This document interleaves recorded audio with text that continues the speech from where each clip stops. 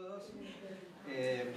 Muchas gracias por vuestra presencia, más que presencia entiendo que vuestra participación, y vamos a dar comienzo entonces a la primera ponencia de la apertura del tema que nos convoca para estas jornadas, que es acerca de la unidad de la vida.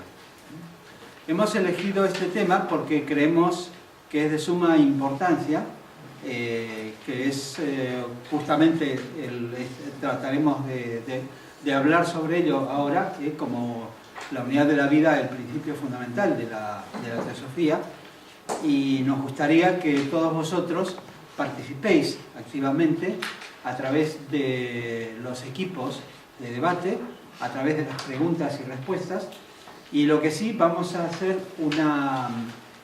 también una modificación, una pequeña modificación en la operatoria.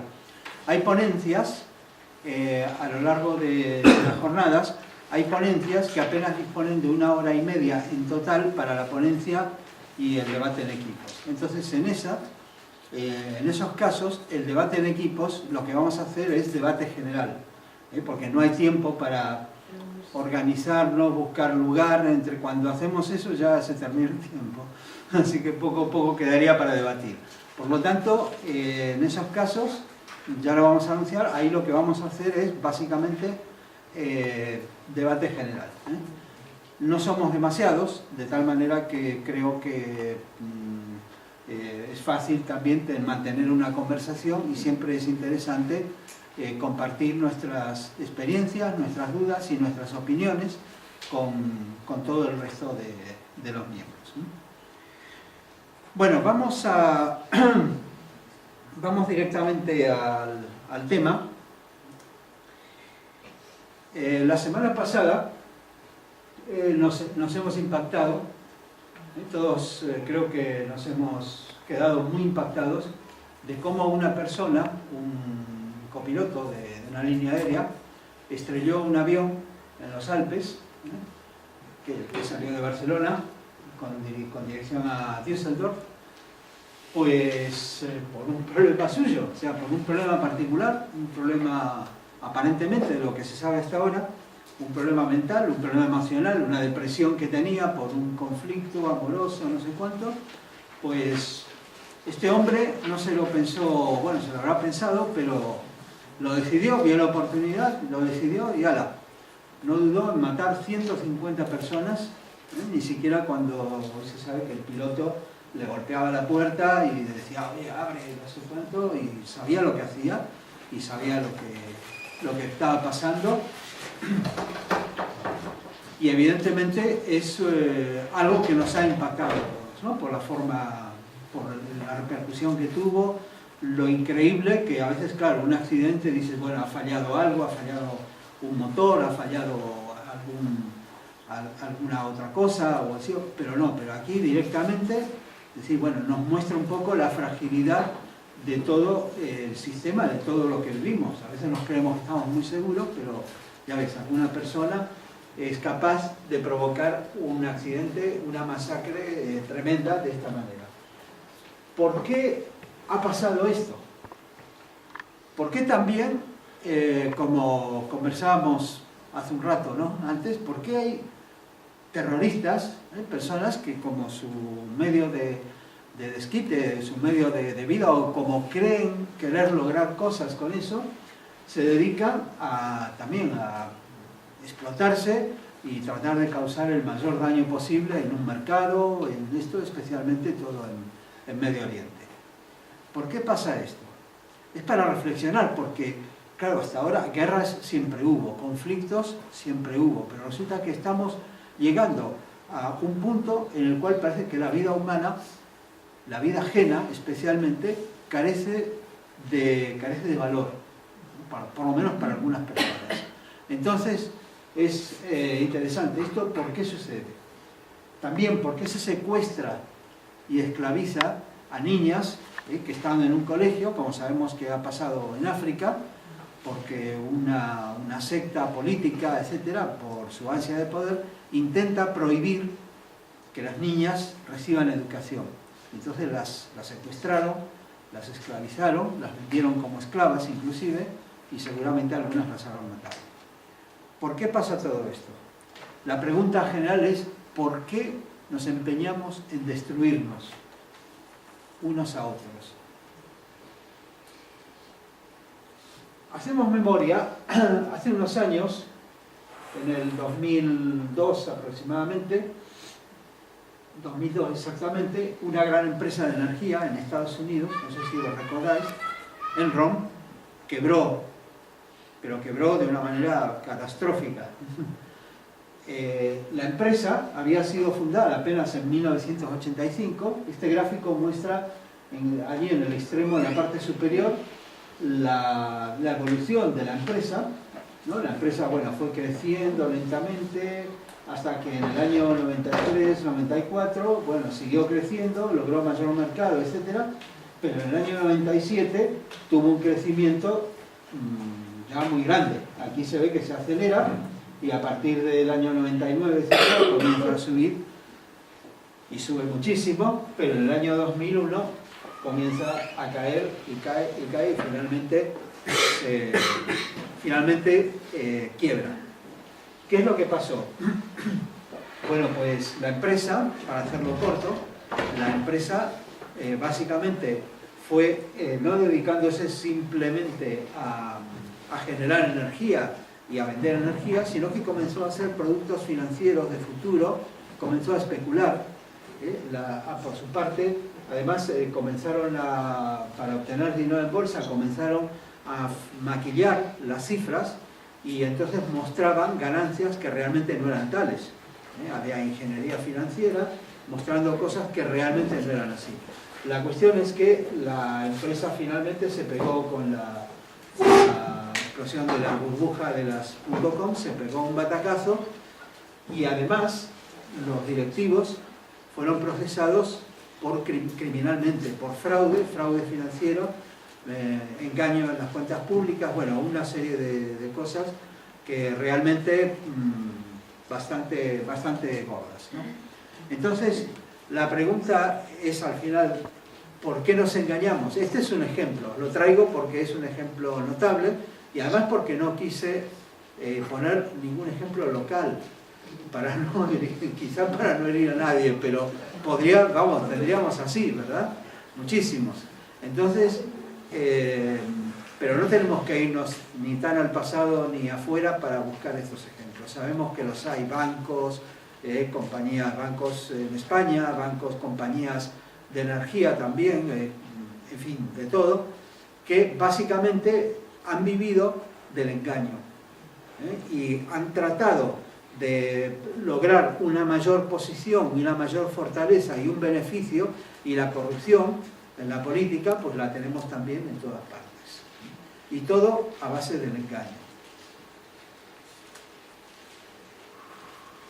Otra cuestión que también nos preguntamos cuando miramos qué es lo que sucede actualmente es la explotación animal. Es algo que generalmente pasa desapercibido, o sea, excepto para las personas que tienen una vocación animalista, que se dedican que están conscientes de este problema, pero parece algo aceptado básicamente por todos, ¿no? Hay una explotación enorme del reino animal, y no solamente es utilitarismo, es decir, para servirse de ellos como alimento, etcétera, sino que realmente hay crueldad.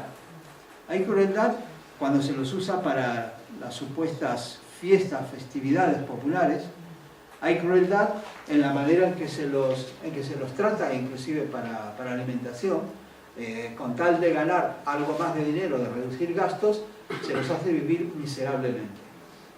Entonces, ya no es solamente digamos que los animales tienen derechos, tienen sus derechos también, son seres vivientes con los cuales compartimos el planeta, sino que lo que subyace en realidad es la creencia, es una creencia, porque ¿qué fundamento tiene?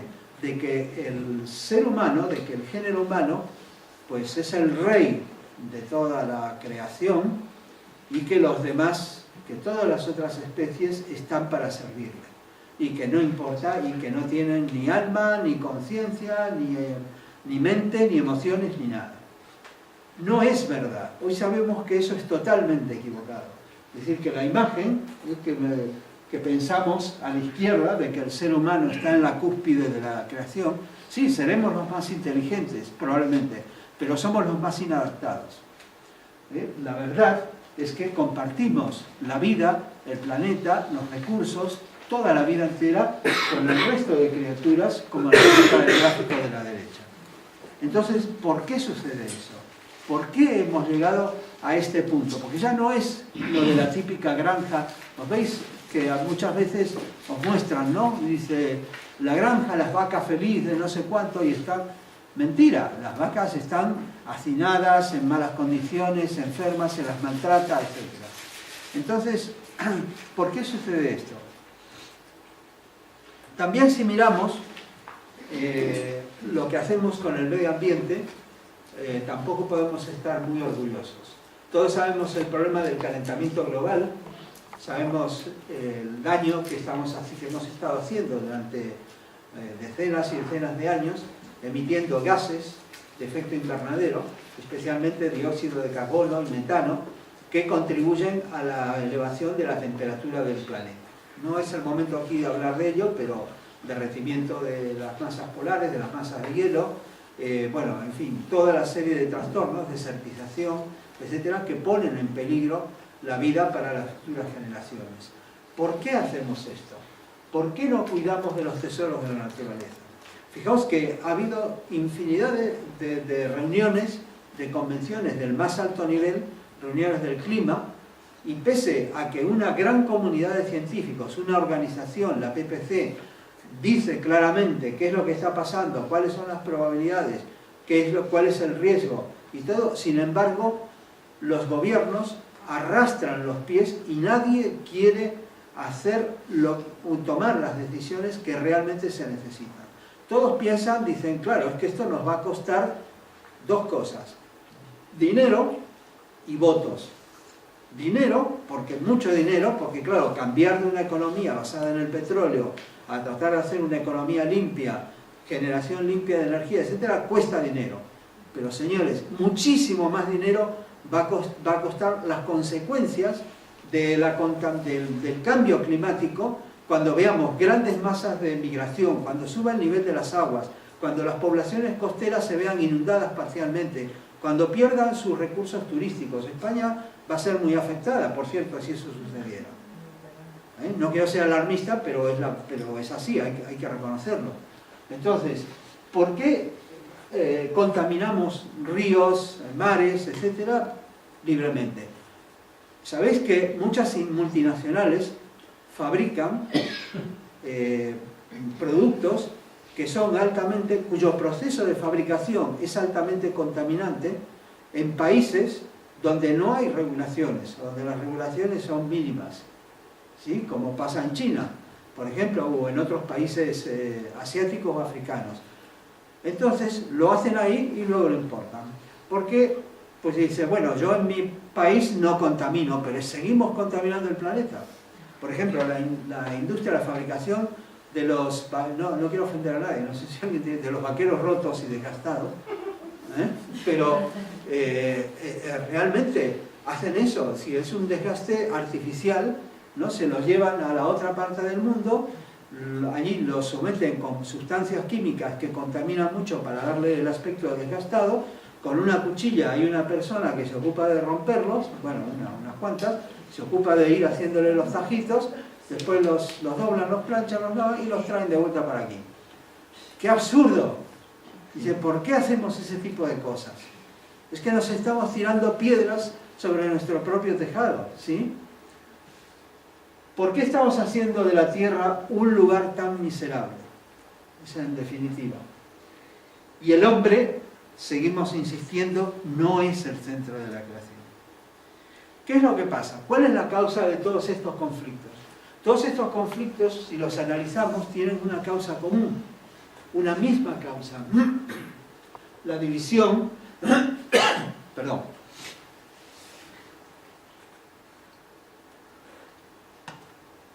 se nota la sequedad. La división, la lucha, la competencia, pero en definitiva la ignorancia. La ilusión de que estamos aislados luchando contra todos los demás. Muchas veces se nos dice que la vida es, bueno, básicamente es competición. En cierta manera sí, pero no es la ley de la evolución, que a veces se lo cita, dice, es que la competencia es la supervivencia del más fuerte. No es cierto. La ley de la evolución, enunciada por Darwin, dice que es la supervivencia del más apto. Y apto no quiere decir que sea el que más mata o el que más contamina, el que más se adapta. Hubo una bióloga que falleció hace unos pocos años, Lynn Margulis, que fue, por cierto, fue la primera esposa de Carl Sagan. Todos conocéis veis que os suena, ¿no? Carl Sagan, el astrónomo que hizo Cosmos.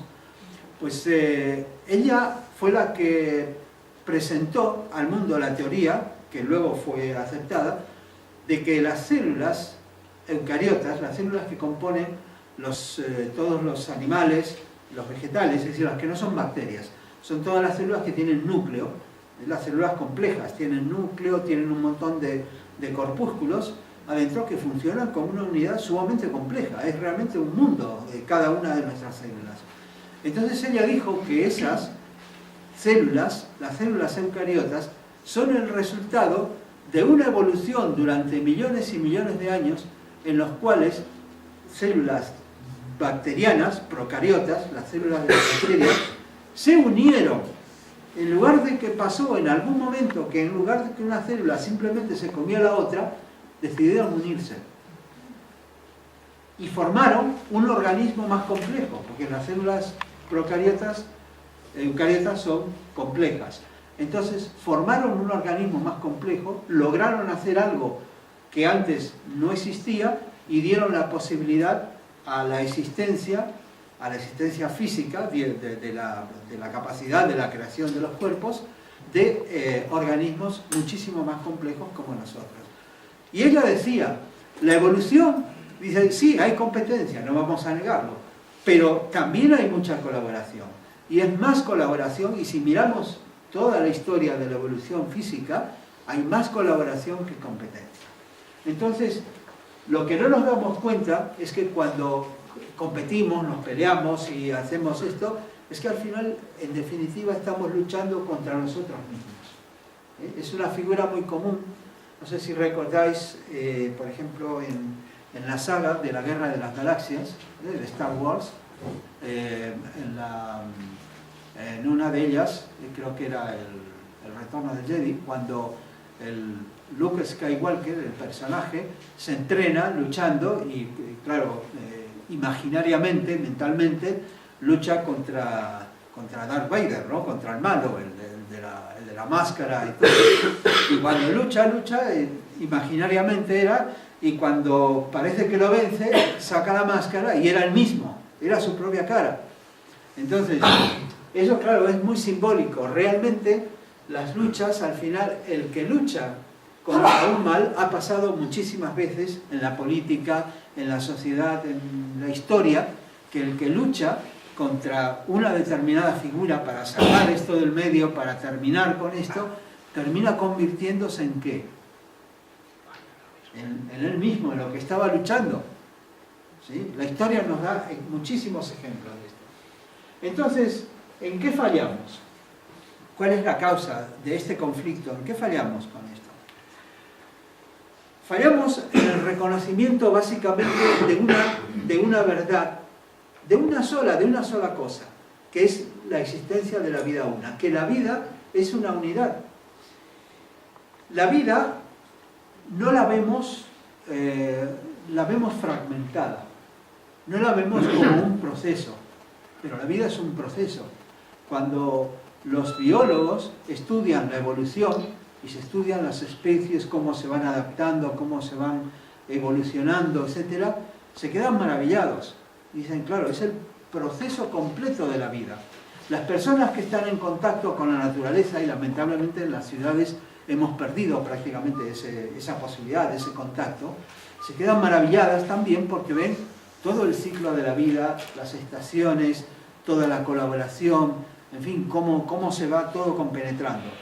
Entonces, el principio que nos dice la tradición antigua acerca de esto es que la vida es un proceso y que es una realidad mucho más profunda y trascendente de lo que nosotros comprendemos regularmente.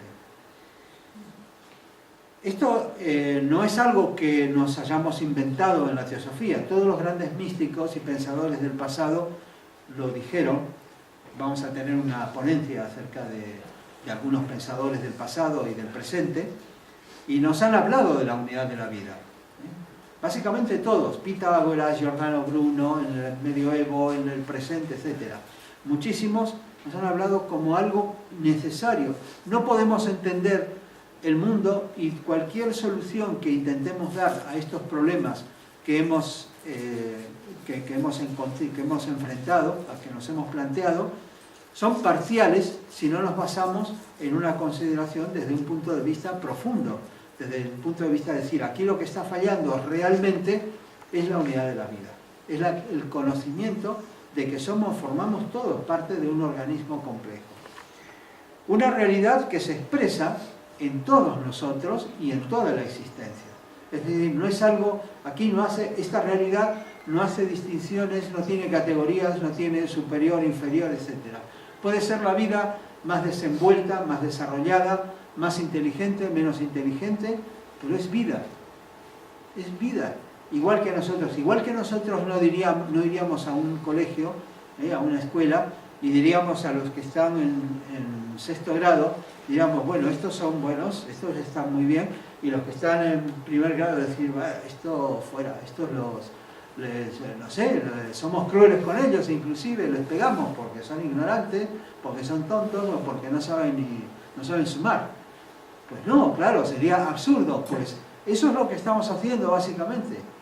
A nuestros congéneres, a nuestros compañeros en el planeta, a nuestros compañeros en la vida, los estamos aprisionando básicamente de esa manera. Una realidad que se expresa en nosotros y en toda la existencia y que básicamente se trata de una unidad en la diversidad, es decir, una unidad que se expresa mediante una diversidad. La unidad de la vida no significa que seamos todos iguales. Cada uno de nosotros, cada ser es singular, es una expresión única, pero es una expresión que al final de cuentas es parte del todo. El todo está en esa parte y esa parte está en el todo. En 1888, Blavatsky, una de las fundadoras de la Sociedad Teosófica, publicó su obra magna, La Doctrina Secreta. La definió como un epítome de la sabiduría oculta. Ella trataba, en toda la obra, trató sobre cosmogénesis, antropogénesis, simbolismo y muchísimos temas filosóficos. Mostró, básicamente se puede decir que el trabajo que ella hizo fue mostrar a todo Occidente el valor que tenía la sabiduría de Oriente, una sabiduría que se había perdido. Porque si bien había orientalistas, como Max Müller y otros que habían traducido obras de Oriente, había traducciones de los Vedas, había traducciones del Bhagavad Gita, de los Puranas, etc., pero se los veía como fantasías, como cuentos, un poco para los niños, para la gente, se los veía como una cosa tonta. Pero ella mostró el valor simbólico que tenían, que a diferencia de los orientalistas, como se les llamaba, de los académicos que traducían eso y no les daban el valor que tenían, ella mostró que realmente tenían un mensaje espiritual muy profundo y que era necesario darles un vistazo o mirarlos con otra óptica. Y ella señaló claramente a la unidad de la vida como la enseñanza fundamental. En el proemio de la Doctrina Secreta, nos dice, ella en el tomo 1 de la Doctrina Secreta enumera, el tomo 1 está dedicado a cosmogénesis, es decir, a cómo surgió todo el universo y desde el punto de vista de los metafísicos. Y básicamente ella antes de, bueno, en el tomo 1, en toda la obra, lo que hace, el tomo 1 está dedicado a esto, y el tomo 2 de la obra original, porque en español el tomo 1 está doblado en dos, en el 1 y el 2, y el tomo 2, que está doblado en español en el 3 y el 4, está dedicado a antropogénesis, es decir, la aparición del hombre. En el tomo 1, que es donde da los principios universales, la primera parte, y, bueno, y también en la otra, todo lo que ella hace es introducir un libro misterioso, un libro que hasta entonces no se tenía conocimiento públicamente, que es el libro de Siam. El libro de Siam consta de estancias o frases, párrafos, que son con un contenido ciertamente poético, simbólico y también confuso. Ella dice inclusive que no lo había dado todo, sino que dio una parte, porque dice es que la otra ni ella lo entendía, dice por ahí. Entonces, que se dio aquello que más o menos podría ser entendido. Aún así nos resulta difícil de entender, pero sin embargo tiene un mensaje y tiene algo importante para transmitirlo. Merece ser estudiado y merece ser investigado. Pero ella, antes de ponerse a comentar las primeras estancias, en el tomo 1, tiene una parte que es importantísima en la obra, que es lo que se llama el proemio. En el proemio ella establece los principios que van a servir de fundamento para lo que luego va a exponer. Y entonces dice algo así,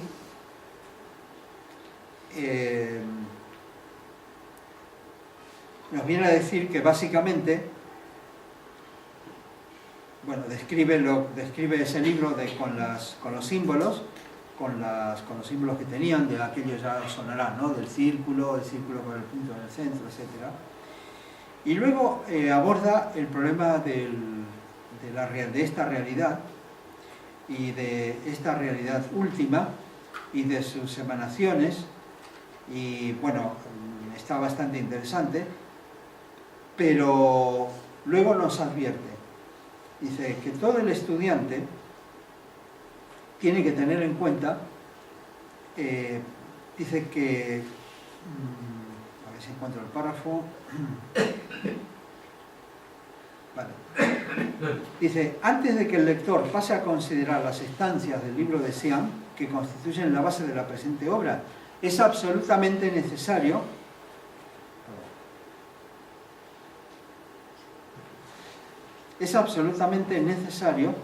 que conozca los pocos conceptos fundamentales que sirven de asiento y que compenetran todo el sistema a que su atención va a ser dirigida. Estas ideas fundamentales son pocas en número, pero de su clara percepción depende la inteligencia de todo lo que sigue. Por lo tanto, no es necesario encarecer al lector, lo que importa familiarizarse con ellas desde el principio, antes de comenzar con la lectura de la obra. Y entonces ella dice, luego, la doctrina secreta establece 3 proposiciones fundamentales, que son las famosas 3 proposiciones del programa. La primera nos habla de, primera, un principio omnipotente, eterno, sin límites e inmutable, sobre el cual toda especulación es imposible, porque trasciende el poder de la concepción humana y solo podría ser empequeñecido por cualquier expresión o comparación de la humana inteligencia. Está fuera del alcance del pensamiento y, según las palabras del Mandukya Upanishad, es inconcebible e inefable. Bueno, pues ella luego desarrolla esta idea, habla de lo inconsciente, de lo incognoscible, de lo inconsciente, de la seidad, de Sat, del absoluto ser, absoluto no ser, etc. Y bueno, no vienen al tema ahora esto, pero lo que os quería señalar es la importancia que le asigna a este principio. El segundo principio, por cierto, es el de la periodicidad, el principio de la manifestación periódica de los universos, y el tercer principio es el del peregrinaje de la mónada, el peregrinaje a través del ciclo de necesidad. Pero básicamente, este primer principio lo que nos dice es básicamente la existencia de una vida una. Y no solamente la vida manifestada, sino que toda la vida una es la expresión de un principio, de una vida general que permanece incognoscible, que permanece inmanifestada. En el Bhagavad Gita, Krishna le dice a Arjuna, dice, ¿sabe, oh Krishna, que con un átomo de mi ser he construido todo el universo y sin embargo permanezco? Es decir, esa vida no se diluye, no se fragmenta en todo el universo, sino que permanece. Y de una manera maravillosa, todo el universo está conectado, como vamos a ir viendo. Este principio de la unidad de la vida es el fundamento para el primer objetivo de la sociedad teosófica, formar un núcleo de la fraternidad universal de la humanidad sin distinción de raza, credo, sexo, casta o color. ¿Y por qué se ha puesto este primer objetivo? No es simplemente por una declaración de decir, bueno, qué bonito que sería, oye, que nos llevemos bien, que estemos, que seamos armónicos y que seamos buenos compañeros, etcétera, y entonces sí nos dedicamos a estudiar. No es solamente por eso. Eso es bueno, pero es necesario mucho más. Es que la verdadera motivación del trabajo de la sociedad teosófica, de por qué existe la sociedad teosófica y cuál es el trabajo para el mundo, nos la ha dado, quizás, bueno, nos la han dado varias veces, pero se puede resumir en una frase, en un párrafo del maestro KH, de uno de los que inspiraron la fundación de la sociedad y que fueron los maestros de Blavatsky y de otros personajes. Él decía lo siguiente: pobre, pobre humanidad. Evoco la vieja fábula de la guerra entre el cuerpo y sus miembros. Aquí también cada miembro de esta gigantesca huérfana de padre y madre, solo se cuida egoístamente de sí mismo. El cuerpo desamparado sufre eternamente, estén los miembros en guerra o en paz. Porque claro, aún en épocas o lugares de paz, existe todo esto que veíamos antes. Existe conflicto, existe explotación, existe ambición, codicia, y de quienes, en fin, todo eso sigue existiendo. De tal manera, todos sabemos que hay conflictos en las familias, conflictos familiares, conflictos con los compañeros, en el trabajo, etc. Entonces, claro, todo eso existe y la causa fundamental de todo ello es nuestra ignorancia. Es que no percibimos, cuando alguien intenta hacer daño a otro para obtener una ventaja, no percibimos que ese daño nos lo estamos haciendo a la larga o a la corta a nosotros mismos. Que cuando estamos destruyendo un árbol, matando a un animal, etc., nos estamos matando de alguna manera a nosotros mismos porque somos parte de esa vida. Somos parte, es nuestra misma parte. Entonces, el problema está en que si no tenemos una conciencia de esto, es inútil cualquier solución que se pueda dar. Obviamente es necesario dar soluciones también a nivel de organización, a nivel social, a nivel de salud, a nivel, en fin, de todo. Pero ¿qué pasa? Que esas las tienen que implementar personas. ¿Sí? Personas. Alguien puede venir con muy buenas ideas, grandiosas y todo, pero luego miles y miles de personas a distintos niveles, tanto público, en el gobierno, en distintos estamentos de gobiernos, central, autonómico, municipal, etcétera, como empresas y los ciudadanos individualmente, todos tenemos que implementar eso, esas ideas. Pero si seguimos con el mismo pensamiento, con el pensamiento egoísta, fragmentado, pensando solo en nosotros, pensando solo en nuestra región, o pensando solo en nuestra ciudad, o en nuestra empresa, o lo que sea, estamos en contra, ¿sí? Y establecemos una lucha, una tensión, un conflicto que finalmente hacen la vida miserable. Y eso es lo que pasa. Hace un par de años, cuando vimos aquí el tema de las 4 nobles verdades, hablamos de, no sé, los que estuvisteis, podéis recordar, hablábamos de que la primera gran verdad del budismo es dukkha, la existencia del sufrimiento. y que el sufrimiento precisamente tiene su origen en la ignorancia, en el reconocimiento, en la falta de reconocimiento de que todos participamos de esta unidad y de la transitoriedad de este mundo. Nos aferramos a muchas cosas transitorias, a nuestra forma, no solamente objetos, es decir, a mi coche, dice que nadie me lo toque, que nadie me lo raye, que si no me lo cargo, sino también pues a formas de vivir que consideramos ya como partes naturales de la vida, pero la vida cambia. Y si nosotros no estamos dispuestos a asumir ese cambio y favorecerlo y aprender de él, vamos a ser muy infelices y la vida nos va a arrastrar. ¿Sí? En definitiva, el reconocimiento de la unidad de la vida es un desafío práctico. No es una quimera, una utopía más. Es decir, bueno, ¿cuántas utopías hubo en el mundo? Utopías de que todos podemos ser felices, de que todos podemos tener exactamente lo mismo, de que, no sé, muchísimas utopías. Esto no se trata de una utopía, es algo muchísimo más profundo. No es una expresión de deseos, como se dice en inglés, un nice to have, ¿no? Sería bonito tener. No, no, no. Es necesario si queremos resolver los problemas que tenemos en el mundo. Si estamos atentos, podemos ver gradualmente el proceso de la vida como un todo. Es decir, no es algo en lo cual decir, bueno, necesitamos que venga alguien, un guía, una persona, un líder con un alto sentido espiritual y que entonces vaya elaborando una serie de leyes o vaya dando este mensaje. Pues eso quizás sucedió en el pasado, pero ahora es diferente. Los tiempos cambian. Ahora necesitamos involucrarnos todos, porque todos estamos metidos en el proceso de la vida. La unidad de la vida es el punto de partida, no es el final.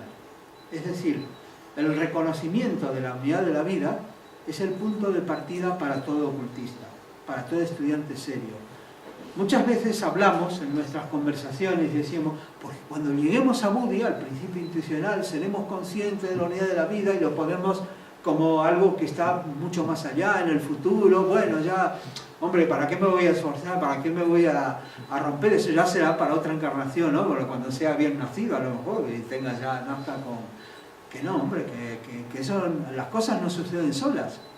Es decir, tenemos que realmente hacer, no quiero decir un esfuerzo, porque da la impresión que esforzarse al final no es tampoco la palabra. Tenemos que ser serios, simplemente, ser sinceros. No es un esfuerzo de decir, me fijo un objetivo y voy trabajando por eso, porque esa no es cuestión.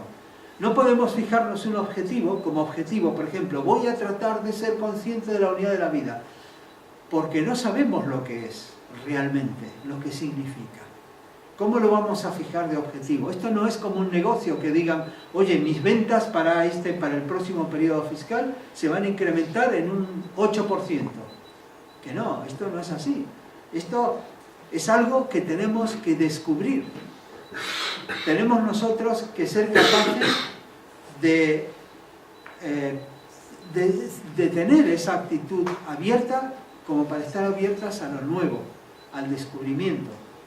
Es la búsqueda de la verdad, pero la búsqueda sincera, la búsqueda con preguntas, no tratando de decir, mira, me leo este libro, cualquiera que sea, me leo este libro y luego trato de comprobar todo lo que dice paso a paso.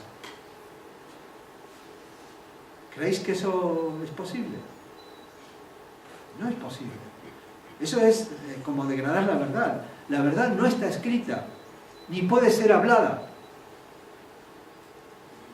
ni puede ser transmitida. La verdad es, nosotros tratamos de acercarnos a esa realidad de una manera gradual, mediante el aprendizaje, mediante conceptualización, pero claro, hay un momento que hay que ir despertando esa intuición que nos permite ver el proceso tal como es. Un biólogo, por ejemplo, puede ser capaz de clasificar todos los árboles, plantas y todos los insectos y todo lo que hay en el jardín. Pero a lo mejor puede ser una persona totalmente ignorante de lo maravilloso del proceso de la vida.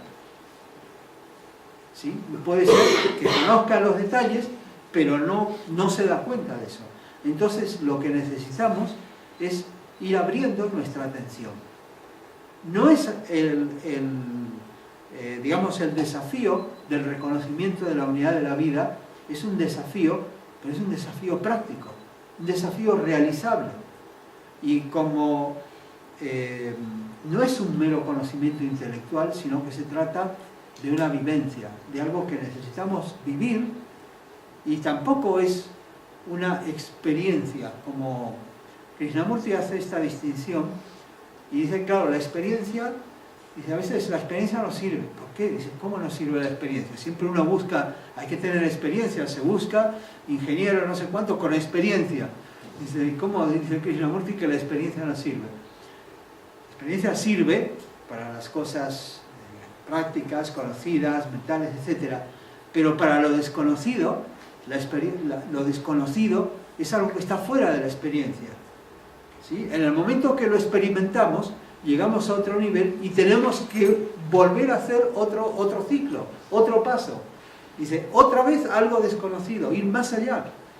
¿Sí? Entonces, es un aprendizaje en ciclos.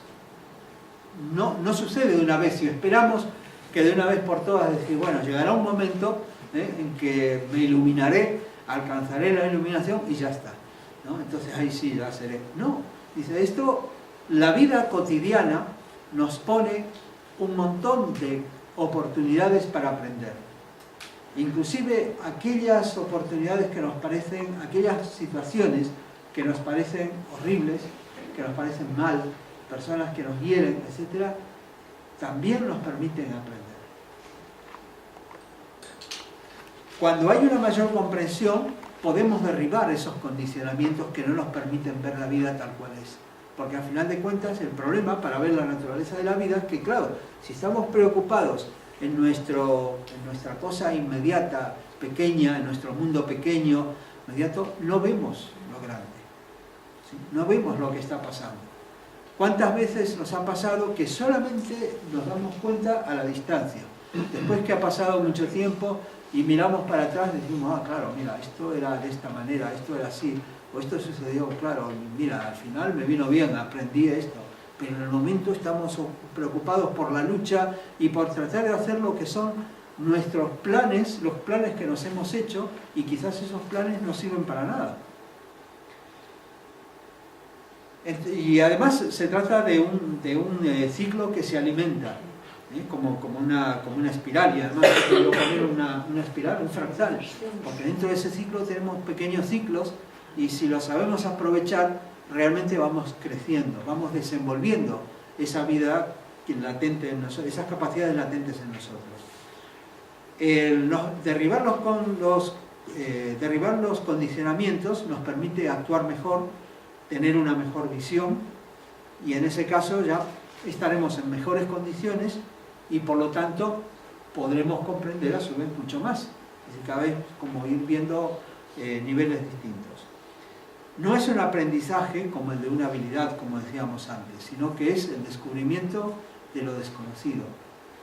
La unidad de la vida es lo más importante que podemos aprender.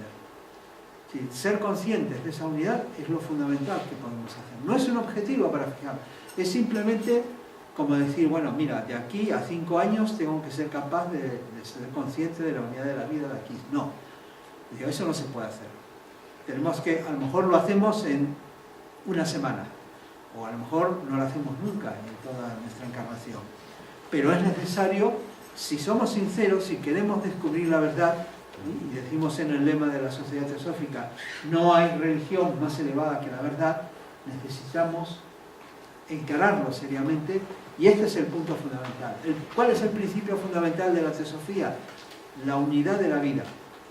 No es ni la reencarnación, ni la evolución. Sí, todo eso existe y son importantes, pero lo fundamental, sin lo cual no se entiende todo lo otro, porque realmente podemos hablar de reencarnación, podemos hablar de muchísimas cosas, pero no vamos a captar la esencia si no entendemos que la vida es una, si no lo vemos desde la perspectiva de la unidad de la vida. A veces, por ejemplo, hablamos del karma y hablamos de justicia. Y existe la justicia. Entonces pensamos, claro, es que una persona puede hacer daño a otra, o una persona está ubicada, voy a poner un ejemplo más sencillo, una persona está ubicada en un lugar donde ocurre un terremoto y se muere, y muere un montón de gente, o sufren daño, se queda sin casa, etc. Y decimos, ¿es eso necesariamente el karma por alguna mala acción del pasado que entonces mira ahora estás recibiendo? A lo mejor sí, pero probablemente no. Y decimos, ¿cómo que no? ¿Y dónde está la justicia? No existe. No existe eso que nosotros pensamos que puede ser una justicia. Existe una compensación, obviamente, y si hacemos un daño, recibiremos daño porque hay un motivo psicológico para ello, porque ponemos en movimiento, al final, una energía que va a volver a nosotros. Nos predisponemos para que esto vuelva. Pero vivimos en un mundo cambiante y podemos recibir daños, podemos decir daños para nosotros, pero que son la evolución de la naturaleza. Igualmente que cuando nosotros vamos caminando y a lo mejor sin darnos cuenta pisamos una hormiga. Y decir, esa hormiga ha recibido el karma, lo que merecía. Pues es así. Entonces, pero claro, eso no se puede entender si no entendemos que formamos parte de un proceso que es la vida una, y que ese proceso a veces no se fija en pequeñas cosas. Nadie nos mandó ir a habitar un lugar de la Tierra donde se producen terremotos. Dice, pero vete a sacar tú a los habitantes de San Francisco, o vete a sacarlos a los habitantes de Nápoles, donde, al pie del Vesubio. Nadie quiere. Dice, porque esa es tu tierra. Dice, claro, dice, aceptamos el riesgo. Y la vida es riesgo, pero porque hay riesgo en la naturaleza. No hay nada. Podría venir un meteorito, como ya pasó varias veces en la historia de la Tierra, y destruir un montón de vida. Pero la vida se regenera. ¿Sí? La vida se regenera. Ha habido 5 destrucciones masivas en la Tierra. Se dice que ahora estamos asistiendo a la 6ª, pero la 6ª es hecha por nosotros, no ha venido un meteorito, vino el meteorito humano. Dice, nos hemos multiplicado de tal manera que estamos... Sí, no es broma, esto es, según la cantidad de especies que se están destruyendo, que están desapareciendo, siempre hay destrucción de especies, porque la evolución es eso también, es creación de nuevas especies y destrucción de otras. La vida se va transformando. Por lo menos las formas, ¿no? Desde el punto de vista de las formas, se van transformando. Pero nosotros estamos produciendo ahora una extinción a un ritmo acelerado de destrucción de especies. De tal manera que algunos hablan de la 6ª extinción que está teniendo lugar ahora mismo. Pero si no lo vemos desde el proceso, desde el punto de vista general de la vida como un todo, no vamos a entender estas cosas. Entonces, lo que realmente tenemos que tener en cuenta, la cosa fundamental que tenemos que tener en cuenta en todos nuestros estudios teosóficos es la unidad de la vida. Básicamente, el proceso de aprendizaje es una introspección y externalización. Si la vida es una, pensad en esto. A veces se dice, es que es volverse para adentro, es encontrar esto adentro. Si la vida es una, carece de sentido adentro y afuera. Es todo lo mismo. Lo que hay afuera es lo que hay adentro y lo que hay adentro es lo que hay afuera. ¿Sí o no? Entonces, esa perspectiva también nos dice, porque claro, de nada serviría retirarse a un lugar bonito, a lo mejor como este, ¿no? A una montaña o a la playa, a un lugar donde estemos solos, y nos dedicamos a leer, a meditar, a desarrollar, creemos que hemos desarrollado un montón de una comunión con la naturaleza y tal. Luego vamos a la ciudad y si alguien nos pisa, lo insultamos de arriba abajo. Pues eso no es. Dice, lo que hay en el exterior es lo que hay también en el interior. En definitiva, el proceso del aprendizaje, el proceso de comprensión de la unidad de la vida es un despertar, es abrir los ojos. Krishnamurti decía, comprender la vida universal. Si podemos, lo que debemos tratar de comprender es la idea de la vida universal, que construye nuevos instrumentos para su propia expresión. Y dichos instrumentos empiezan en el mundo de la forma, tomando la apariencia de la individualidad. Por ese motivo,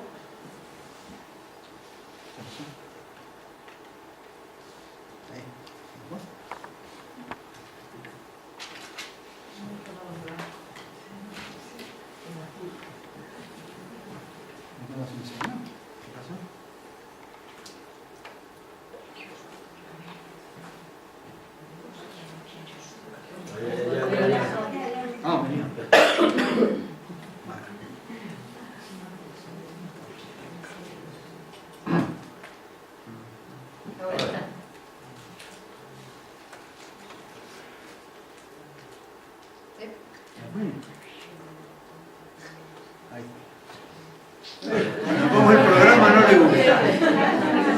Vale, ya se lo digo.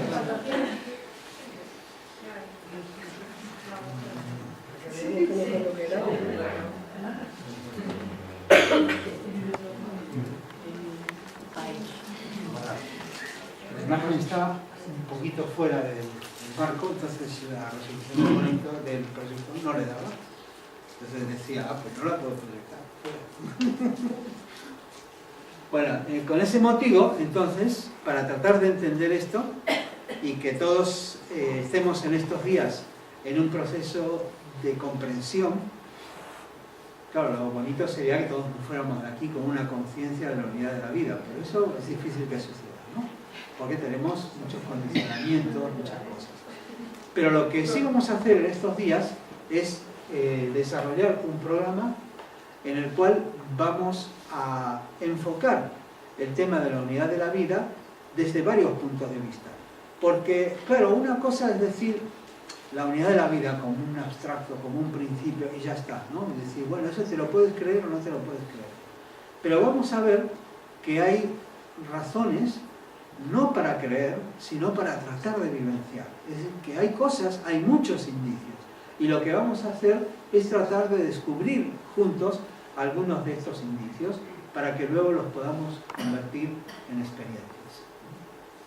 Bueno, de esa manera vamos a tener en el mañana una ponencia acerca de la unidad de la vida. Voy a omitir los oradores y todo, pues perdonadme, pero así lo hago cortito, ¿no? Vamos a tener mañana una ponencia sobre la unidad de la vida.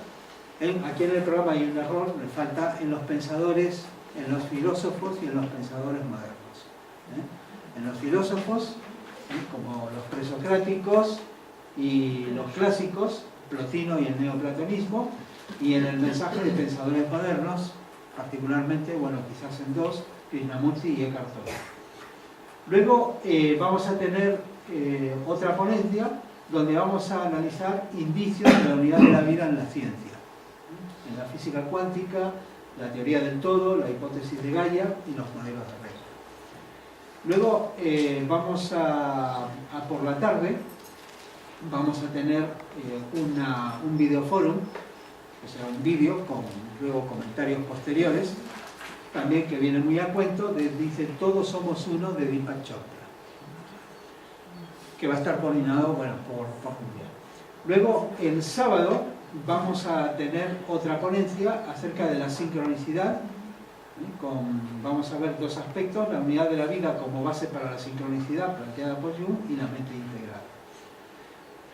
Luego vamos a tener otra ponencia, también por la mañana, la unidad de la vida como fundamento en la meditación, a cargo de Ángel Guesalaga, y esa va a tener dos partes. Una primera parte, el cambio de perspectiva y la empatía, y luego a la tarde, a las 15:30, vamos a tener, en lugar de la reunión del Instituto HPB, como anunció Ángeles, vamos a tener una ponencia a cargo de Carlos. Carlos, ¿cuál es el título de tu ponencia? ¿Perdón? La perfección de la unidad de la vida. Muy bien, la percepción de la unidad de la vida. Entonces, y luego, finalmente vamos a tener, finalizando las ponencias, por la tarde, vamos a tener la segunda parte de la ponencia de Ángel, de la unidad de la vida como fundamento de la meditación. Y el domingo, finalmente, bueno, no terminamos con las ponencias porque me dejaba la de Ana María, que vamos a tener sobre la unidad y la vida. Parece un título provocador, a ver cómo hacemos. Y luego, finalmente, eso sí, ya cerramos con presentación de comentarios y reflexiones. Entonces, para esto, para finalizar, quería mostraros esta foto. Esta es una foto famosa que se llama El amanecer de la Tierra. Bueno, le han puesto ese nombre, ¿no? La salida de la Tierra, ¿no? Como igual que decimos que sale el Sol o sale la Luna, pues resulta que estos eran unos astronautas de una de las misiones Apolo, no me acuerdo el número, pero fue antes de la Apolo 11, que estaban orbitando alrededor de la Luna. Esto es la superficie de la Luna. La foto está tomada desde la nave que estaba orbitando alrededor de la Luna. Y en uno de esos momentos, uno de los astronautas vio la Tierra, así tal cual se ve, y se quedó asombrado. Porque dijo, claro, Dios había visto la Tierra muchas veces al salir de la Tierra, ¿no? Se ve el planeta y todo, pero al verlo así, se dio cuenta, tuvo esa percepción justamente, de que la Tierra es una sola cosa. Así que somos una gran familia. Dice, él pensó, dice, todo lo que queremos, todo lo que amamos, todo lo que tenemos, etcétera, está allí. Y fijaos, no sé si veis alguna cosa, ¿veis alguna frontera? Como nos ponen en los mapas políticos, ¿no? Este pintado de rojo, este pintado de verde, este de azul. No hay fronteras. No hay ninguna. Estamos todos aquí. Y es un solo planeta. Todavía no hemos descubierto ningún planeta ni satélite en el sistema solar que sea habitable. Y es difícil, realmente muy difícil que lo descubramos. Se especula con que Marte se podría transformar, se podría terraformar, ¿sí? Que es lo que dice, hacer con una tenue atmósfera y que, claro, tendría que haber alguna humanidad que fuera desplazándose hacia allí, que estuvieran dispuestos a hacer de colonos y vivir allí y tener descendencia y hacer su vida allí. Eso es fuerte. Pero es que no hay ninguno como la Tierra. Eso costaría miles de años. Algunos inclusive dicen que eso no es posible hacerlo. Dicen es que terraformar Marte llevaría el mismo tiempo que le llevó a la Tierra llegar a tener una atmósfera respirable como la que tenemos, etc. Entonces, esto, tenerlo en cuenta, tenerlo presente. Somos, al final de cuentas, una gran familia. No hay la tierra de aquí, la tierra de allí. Mira, si estamos todos aquí. Y entonces, con ese pensamiento, y para terminar, me gustaría que os pusierais de pie y que recitáramos juntos la fantástica, porque creo que es... Aníbal Sami hizo muchas cosas buenas, pero creo que esta sin duda es la mejor.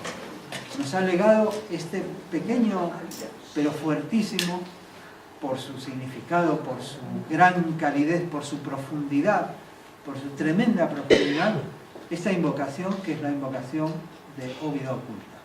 Entonces os ruego que la repitamos juntos.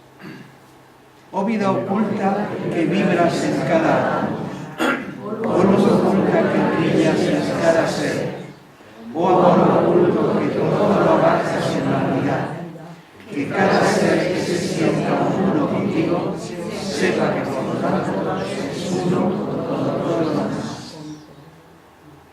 Muchas gracias. Y ahora si queréis preguntas, creo que tenemos algunos minutos para... ¿Preguntas o comentarios? Sé que muchos estaréis cansados del viaje y que, bueno, igualmente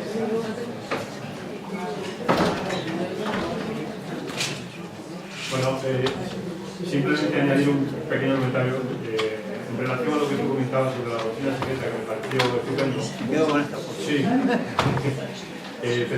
Recuerdo que de la primera ocasión que veía parte de, bueno, creo que viene del Polemio, reafirmar lo que tú, la idea que tú tienes puesto, en que ella decía que en el momento en el que el estudiante pierde de vista la unidad de vida, todo su trabajo quedará en vano.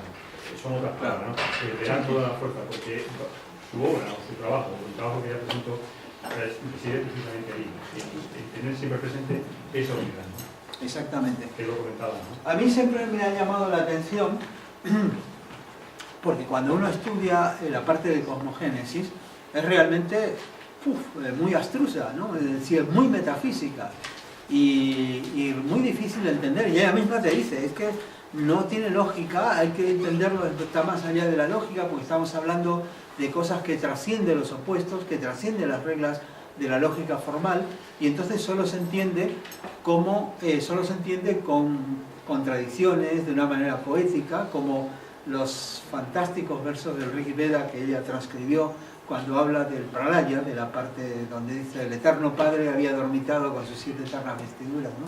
Y la parte donde describe, la parte que la acompaña, que describe esto. Pero claro, digo, ¿por qué? Pensando, ¿por qué Blavatsky pudo haber, y quienes le transmitieron esta enseñanza, ¿por qué podrían haberse tomado el trabajo de comunicarnos esto, que es tan difícil para nosotros y que al final pareciera que dices, bueno, ¿y qué sentido práctico tiene que yo entienda que si hay Purusha y Prakriti, que si hay, o Svabhavat, como ella le llama, la esencia del espíritu, la esencia de la conciencia y la esencia de la materia y cómo interactúan y cómo vienen al mundo, y todo eso, ¿en qué me va a beneficiar? ¿En qué me va a hacer mejor? Pues claro, hay una razón realmente, y es que en cuanto empezamos a investigar sobre esto, necesariamente empezamos a comprender un poquitito el proceso de la vida y vemos que eso es el fundamento que nos permite comprender la dualidad en nosotros, la dualidad en todo lo que existe, la manifestación. Sin entender, es que ese proceso en lo grande y en lo cósmico es el proceso de lo pequeño. Entonces, sin entender eso, no se puede. Y muchas veces, yo creo que hemos, especialmente quizás en toda una parte de la literatura teosófica, en muchas ocasiones, se ha dejado un poco de lado para tratar de entender el detalle de esto, del proceso de la vida después de la muerte, no sé cuánto y tal, pero claro, no podemos entenderlo bien si perdemos el foco este. Estoy de acuerdo contigo, es que es fundamental. Por eso me pareció que era importante compartir estas ideas con nosotros.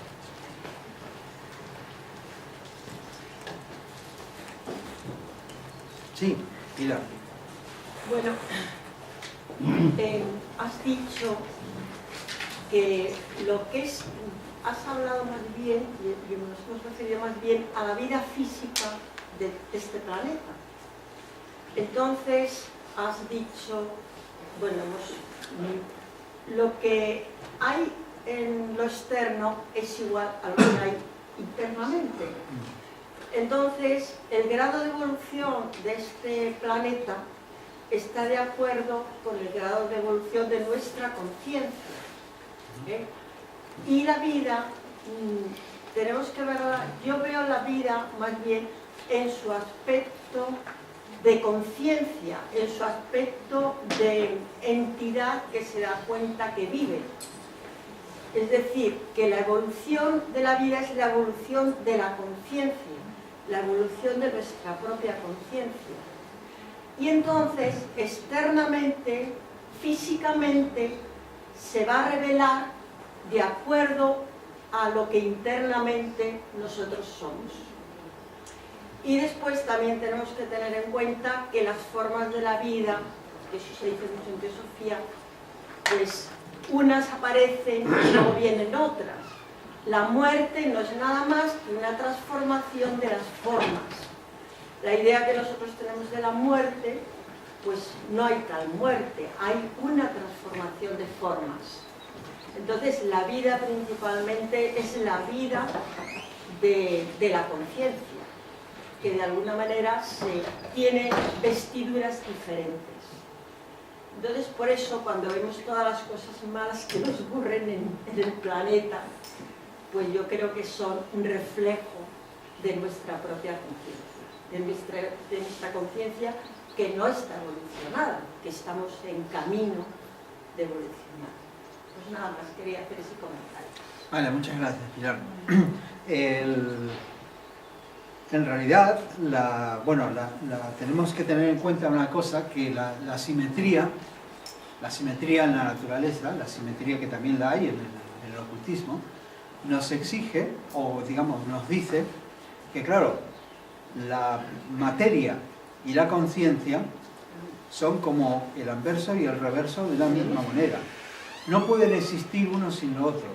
Si la conciencia evoluciona, la materia también, o la forma, también tiene que evolucionar. Porque no puede haber una conciencia evolucionada si no hay una materia, un cuerpo suficientemente evolucionado. Entonces, cuando decía que lo de afuera es igual a lo de adentro, me refería más bien a que ¿dónde buscamos la verdad? Si dice, ¿qué hago? ¿Estudio el comportamiento de la naturaleza, el canto de los pájaros, la armonía, etcétera? ¿O cierro los ojos y me dedico a examinar psicológicamente la naturaleza de mi mente? Todo está relacionado. Dice, cuando encontramos, no podemos conocer profundamente la naturaleza de nuestra propia mente si no conocemos el exterior. Y no podemos conocer el exterior si no conocemos la naturaleza de nuestra propia mente. Hay no es una anécdota, sino una metáfora. Bueno, más que metáfora, es como una cita muy famosa y interesante de Bertrand Russell, el famoso filósofo y matemático, que hablaba sobre lo que se llama la epistemología, es decir, cómo conocemos.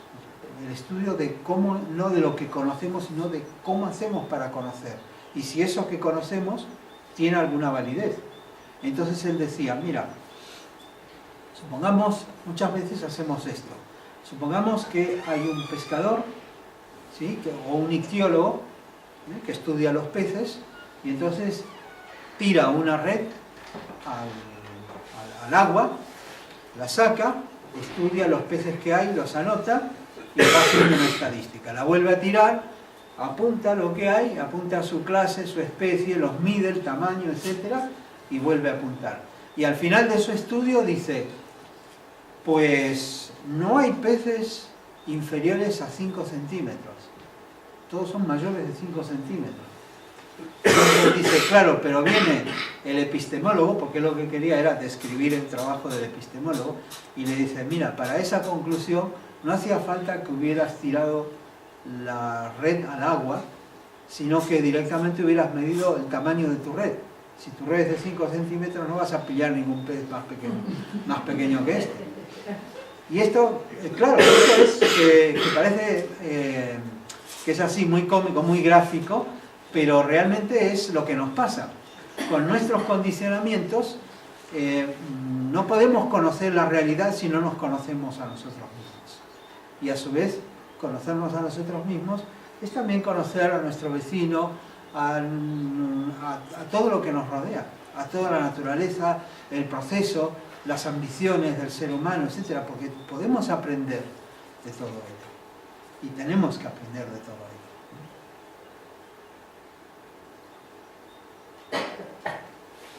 Sí, José. Bueno, decimos que la vida es una, pero esa vida tiene un propósito, tiene que tener un propósito, porque recuerdo, le leía ya a Gandhi, que decía, si esta vida no es un proceso para algo mejor, esta vida es una mala jugada, como diciendo que la vida es un proceso para algo mejor,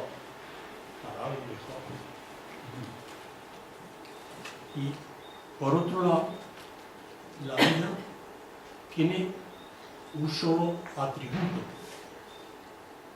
que es operativo. Siempre está operando, siempre. Es como la vibración, ¿no? Tiene ese atributo, está siempre operando.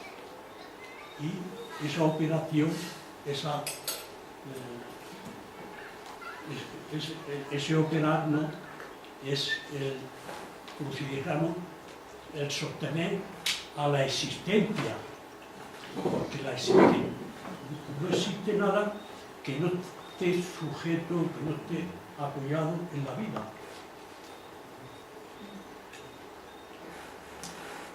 Esa puntuación quería únicamente poner. Muy bien, gracias. Respecto del propósito de la vida, evidentemente no es tema de este punto, es justo primero entender qué es la vida, ¿no? Obviamente, cuando hablamos del propósito, pero fíjate que el ejemplo que has puesto está muy bien, porque si hablamos de propósito, ¿cuál puede ser el propósito? Claro, un propósito que uno diga de manera personal, individual, diga, oye, yo me voy a forrar en esta vida, me voy a hacer rico, o voy a tener muchísimos hijos, voy a poblar aquí el barrio donde vivo, o qué sé yo, cualquier otra cosa que se nos ocurra, o voy a ser el que más sabe en todo el vecindario, pues eso es un propósito personal, pero ese es el propósito en perspectiva de la vida como un todo. Si no tenemos el concepto, si no tenemos una percepción de la vida, de la unidad de la vida, los propósitos pueden ser muy diversos y pueden ser muy parciales. Pero lo que tenemos que tener en cuenta es, si la vida es un todo que se está manifestando, ¿para qué lo hace? Es decir, ¿cuál es el magnífico propósito del todo? Porque si no lo hacemos, caemos en los propósitos de esto. Lo que decía Gandhi tiene que ver con el propósito de una encarnación, de una vida individual, ¿no? Pero aquí estamos hablando no de la vida de una persona, sino de la vida como un todo. De la vida aquí como un todo, y ojo, en el planeta es solamente una muestra, ¿sí? Porque sabemos que el universo es enorme. Se calcula que, por ejemplo, en nuestra galaxia, en la Vía Láctea, hay unos 200.000 millones de estrellas. Solo en nuestra Vía Láctea, en una galaxia. Pero luego se calcula que hay 200.000 millones de galaxias. Se estima, vamos, no se calcula, se estima, de acuerdo a las densidades, de acuerdo a esto. Es decir, que imaginaos, y luego si empezaba a multiplicar, y si en cada estrella, a lo mejor, o en una parte de ellas hay planetas, y ahí también está el proceso de la vida y todo, pues es enorme. Lo que pasa es que, aunque sea muy grande, las probabilidades de hacer contacto son bajas, por lo menos todavía, porque estamos muy lejos. El universo es enorme. Es enorme, es enorme, enorme. Entonces, conclusión, cuidemos lo que tenemos. Cuidemos lo que tenemos. Esta es la perla que debemos cuidar.